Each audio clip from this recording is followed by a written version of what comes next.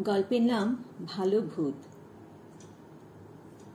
খুব ছোটবেলা থেকেই অমরের খুব ইচ্ছে করত সামনাসামনি ভূত দেখার। ওর সংগ্রহে অনেক ধরনের ভূতের গল্পের বই আছে। ছোটবেলায় যখন খুব দুষ্টুমি করত অমর, ওর ঠাকুমা তখন ভূতের গল্প বলে ওকে শান্ত রাখত। কতই না ভয় দেখাতো ঠাকুমা ডান পিঠে অমরকে, কিন্তু ও এসব পাত্তাই দিত না। ও বলতো, আসুক না বেটা ভূত, কিলিয়ে ওকে আবার ভূতের দেশে পাঠিয়ে দেব। ক্লাস 9-এ পড়াকালে ওদের অঙ্কের শিক্ষক মাধব স্যার মাঝে মাঝে ক্লাসে ভূতের গল্প বলতেন। স্যার বলতেন, ভূতের গল্প শুনলে কনসেন্ট্রেশন ভালো হয়।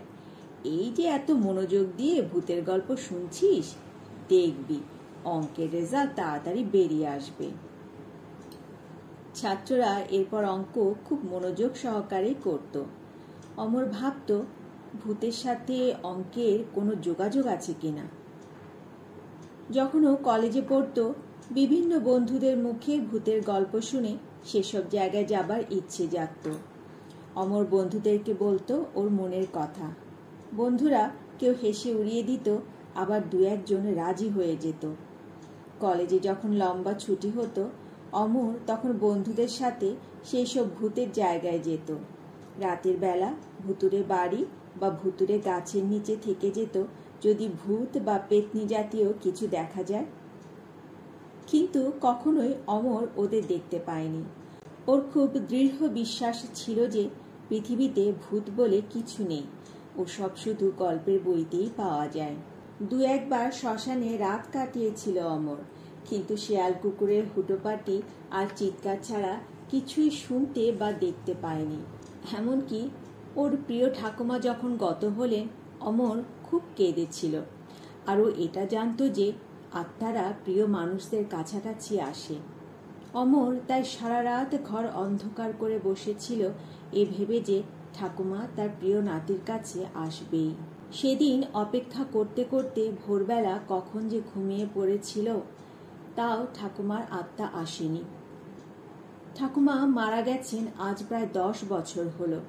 অমর এখন একজন WBCS অফিসার। মাঝে মধ্যে ওকে বিভিন্ন জায়গায় ট্যুরে যেতে হয়। যেমন আজ বীরভূমের একটি হোটেলে এসেছে অমর। কালকে সাইট ভিজিট করতে হবে। হোটেলে সব রকমের সুবিধা আছে, বার এবং সুইমিং পুল দুটোই আছে। অমর বারে ঢুকে এক পেগ হুইস্কি নিল। তারপর রুমে ঢুকে রুমের বারান্দায় সিগারেট জ্বালিয়ে আকাশের দিকে তাকালো। মৃদু হাওয়া দিচ্ছে, আকাশের তারাগুলো স্পষ্ট দেখা যাচ্ছে। অমর সিগারেট টানছে আর গ্লাসে অল্প অল্প করে চুমুক দিচ্ছে। হঠাৎ ওর মনে হলো পিছন থেকে কেউ ওর পাশে এসে দাঁড়ালো। অমর তাকিয়ে চমকে উঠল।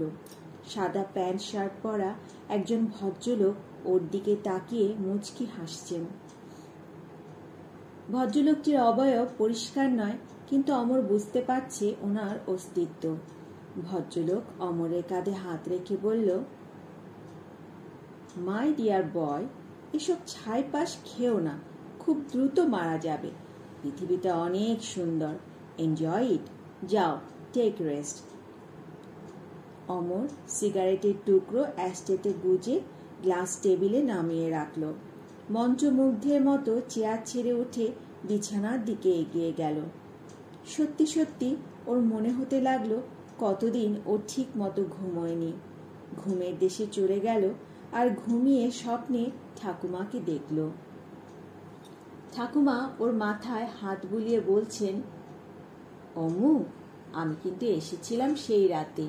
তুই অপেক্ষা করছিলি আমার জন্য, আমি দেখেছি। তুই যখন ঘুমিয়ে গেলি তখন তোর মাথায় হাত বুলিয়ে দিয়েছিলাম। খুব ভালো থাক দাদু ভাই। অমর মুচকি হেসে ঘুমের মধ্যে পাশ ফিরল। সকালে ঘুম ভাঙার পর ওর নিজেকে খুব সতেজ মনে হচ্ছিল। এত ভালো ঘুম ও বোধহয় অনেক দিন ঘুমোয়নি। হোটেলের ম্যানেজারকে যখন কালকে রাতে ভদ্রলোকের কথা জিজ্ঞেস করল অমর, ম্যানেজার একটুও অবাক হলেন না। শুধু বললেন, উনি হলেন হোটেলে বর্তমান মালিকের বাবা, অমর একটু অবাক হলো। হোটেলের ম্যানেজার আরও বললেন যে ভদ্রলোক নাকি যাকে ভালো লাগে তার কাছেই আসেন কোনো একটা উদ্দেশ্য নিয়ে। অমর সারাদিন ব্যস্ততার মধ্যেও ভদ্রলোককে ভুলতে পারেনি। অমর এতটুকু অনুভব করতে পারছে যে ওর সিগারেট আর মদের প্রতি আগ্রহটুকু কোথায় যেন হারিয়ে গেছে। হোটেলে ফিরে সব গোছাবার সময় বারবার ভদ্রলোকের কথা ভাবছিল, যদি উনি আরেকবার আসেন। রুম থেকে বেরিয়ে যাবার সময় জোরে জোরে অমর বলল, শুনতে পাচ্ছেন, আমি আর কখনো ওসব ছোব না। সত্যি পৃথিবীটা খুব সুন্দর। আশা করি আবারও আমার সাথে আপনার দেখা হবে।